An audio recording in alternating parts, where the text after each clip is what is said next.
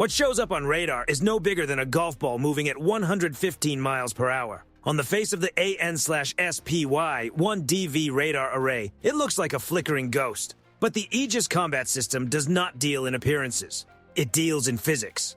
94 seconds remain before impact. Inside the Combat Information Center of an Arleigh Burke-class destroyer, the atmosphere feels worlds away from the humid air of the Persian Gulf. Outside, the system marks track 7042. Speed, 100 knots. Profile, loitering munition. Probable origin, Iranian Coastal Sector 4. ARIM-116, rolling airframe missile, launches off the rail with a sharp compressed roar. Mid-flight, its infrared seeker comes alive, scanning for the heat created by friction on a fiberglass nose cone. 42 seconds to impact. The drone, a Russian-supplied Jaran-2, carries no defensive suite. It has no pilot making decisions in real time. It has only a programmed route. The RIM-116 makes a 3-degree correction at Mach 2, roughly 1,534 miles per hour. The intercept happens just 3 meters from the ship. Its 25-pound fragmentation warhead bursts, releasing a dense cloud of tungsten fragments that tears the incoming airframe apart into thousands of pieces of carbon fiber and fuel mist. The threat disappears. The chain immediately shifts to the next target. This entire sequence is automated. For months, Western intelligence has been tracking a major change in the tactical balance across the Middle East. For years, loitering munitions moved in one direction only, from Tehran to Moscow, supporting the war in Ukraine. Now the flow appears to be reversing. The Kremlin is reportedly sending Russian-produced versions of the Shahed 136, known as the Jaran-2, back to Iran. These transfers are not just shipments of hardware. They include battlefield lessons, hardened guidance packages, and localized production methods refined through combat use. Moscow denies that any such cooperation exists. Officially, the reports are dismissed as fiction, but the wider network sees more than diplomatic statements. High above the cloud layer, the SBIRS satellite constellation watches for the thermal signatures of heavy transport aircraft. An Ilyushin Il-76 lifts off from a military airfield near the Russian border. Inside its cargo bay are crates filled with modular drone components, including upgraded guidance systems and anti-jamming satellite receivers. As the aircraft crosses the Caspian Sea and enters Iranian airspace, the track is folded into the regional tactical picture. The network begins building a digital twin of the logistics chain. Flight time, cargo weight, unloading windows, battery endurance, and distribution timelines all become part of a larger pattern. To picture the scale of the threat, imagine a line of used pickup trucks, each carrying around 100 pounds of explosives, delivered to a launch zone the size of a football field. Each drone costs about $30,000 to build, less than the price of a mid-size SUV. Russia is not sending a precise scalpel, it is sending volume. The goal is to force the U.S. Navy into a costly exchange, spending a multi-million-dollar interceptor to stop a comparatively cheap drone.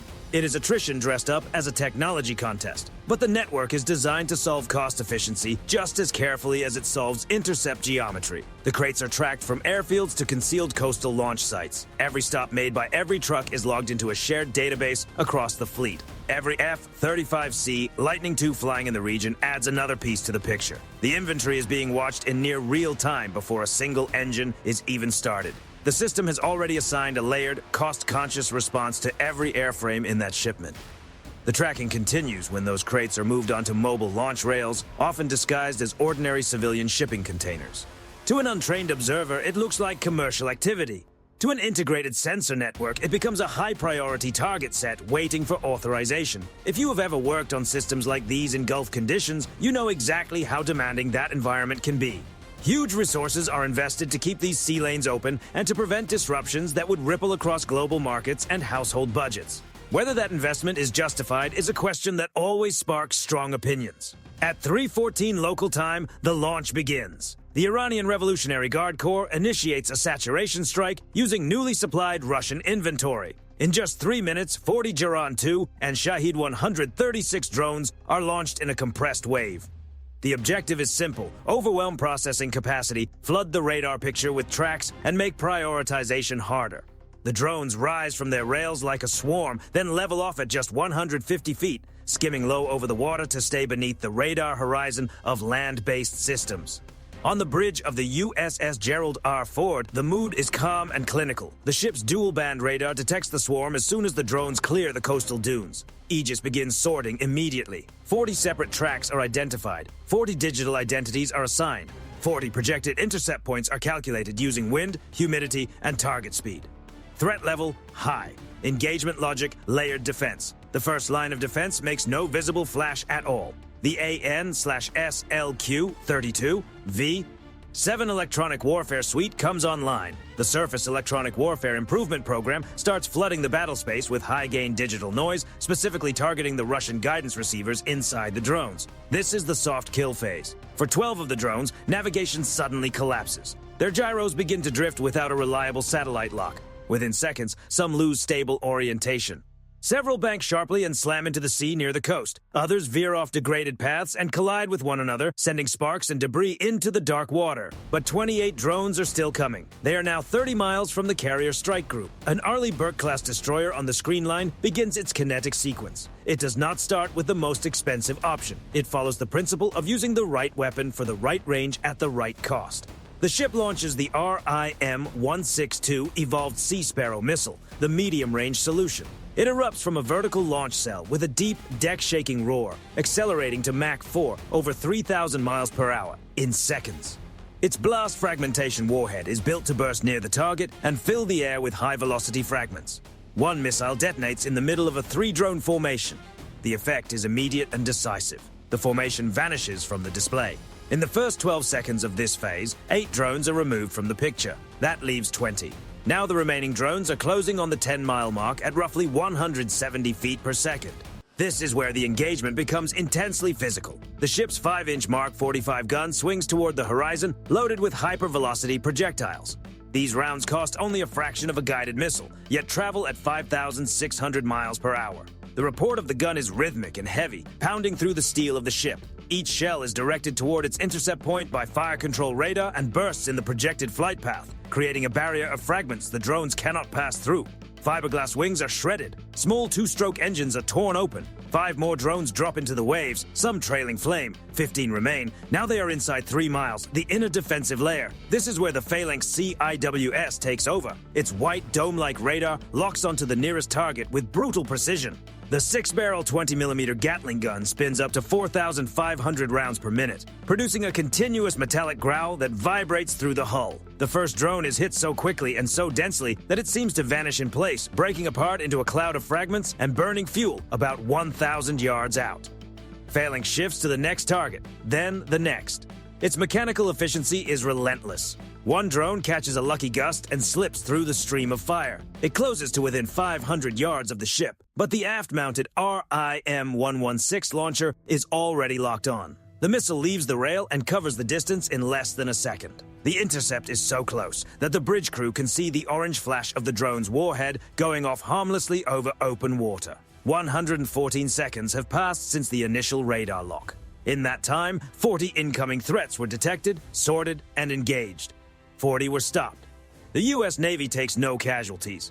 The destroyer's deck is now scattered with spent 20mm casings, the air carrying the smell of hot brass and propellant. Aegis returns to surveillance mode. The layered sequence matters more than raw firepower because no single weapon solves every problem. The network works because it functions as one connected organism. Satellites provide early warning. Electronic warfare creates the first disruption. Medium-range missiles reduce the mass of the attack. Guns and close-in systems finish what gets through. The Russian drones fail not simply because of their hardware, but because they are isolated tools operating against an integrated, real-time system.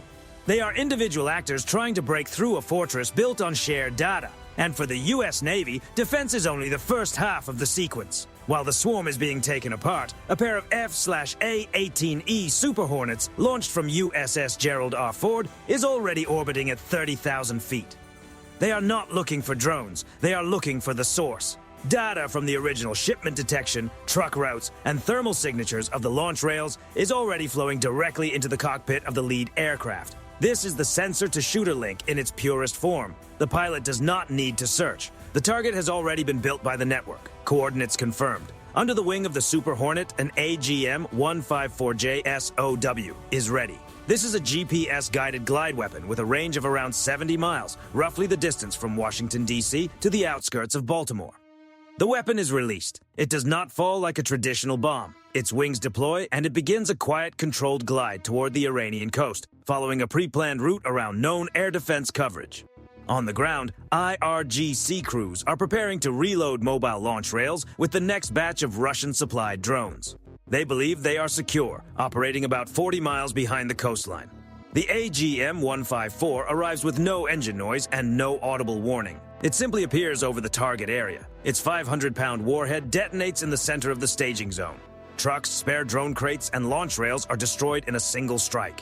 Secondary blasts ripple through the site as stored fuel ignites. From orbit, SBIRS satellites observe the thermal bloom and confirm the result. Target neutralized. No collateral effects detected. The Super Hornet banks hard and heads back toward the carrier. The mission does more than defeat a single wave. It removes the enemy's ability to launch another one. A logistics chain that took months to establish is cut apart in under 10 minutes. For the Kremlin, this was a strategic gamble. Millions of dollars and months of effort went into equipping Iran with upgraded drone technology. The hope was clear. Prove that large numbers of inexpensive systems could crack the integrated defenses of the U.S. Navy. Instead, they ran into software-driven coordination and layered tungsten-backed firepower. The intended economic trap was blunted by using electronic warfare, 5-inch rounds, medium-range missiles, and close-in guns in the right order and at the right cost. The Navy did not just win the engagement, it won the exchange ratio. That is the reality of the modern kill web. It is not simply about carrying the biggest weapon, it is about processing information faster, assigning the right response faster, and forcing every hostile shipment and every launch attempt into an equation that becomes harder and harder to justify. In the end, the IRGC is left with scorched launch sites and empty crates. The Russian technology did not fail because of one broken component. It failed because it was an analog answer to a digital problem. In the ledger of the network, the threat is gone. The system stays ready. The sea lane stays open. The mission goes on.